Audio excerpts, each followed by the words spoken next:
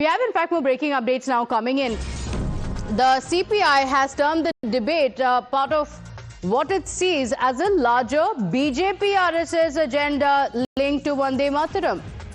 Questioning the intent behind the move, the party has, in fact, also asserted that there was no role of the RSS in the freedom struggle, directly challenging the Sang's nationalist claims. Now, the CPI has said that it doubts the very motive behind the push on Vande Mataram, slamming both the RSS as well as the BJP, hitting out with a sharp remark that the BJP is not the only nationalist party in the country.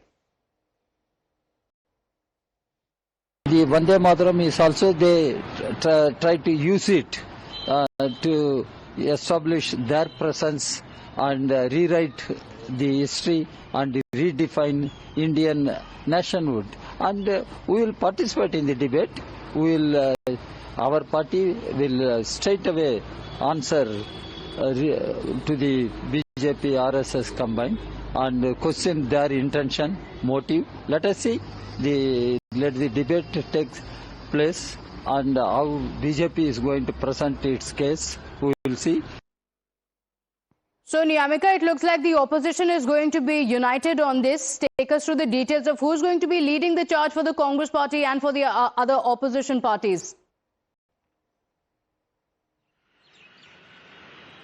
Well, Pratibha, from the Congress party side, the debate is going to be led by the deputy leader in Lok Sabha, Mr. Gaurav Gogoi, as even Priyanka Gandhi Vadra, Praniti Shinde, Kiran Chamala Reddy, all of these leaders are also going to speak about this entire matter, as we have seen that when Prime Minister Narendra Modi had made these allegations against the Congress party that they have intentionally removed 4 important stanzas from Vande Mataram. At that point in time also, it was the Congress party's General Secretary Jairam Ramesh who had given an explanation over this entire matter. And in fact, he had done a counter attack upon the BJP, saying that by making such kind of statements against the Congress party, it is actually the Prime Minister, it is actually the BJP who is insulting Rabindranath Tagore. He had also, mentioned about the excerpts from the biography of Sabyasachi Bhattacharya, which he had written in 2003 about Vande Mataram. In that particular book, it was being mentioned that how it was Rabindranath Tagore who had written a letter to Jawaharlal Nehru just 3 days before to the CWC meet in 1937,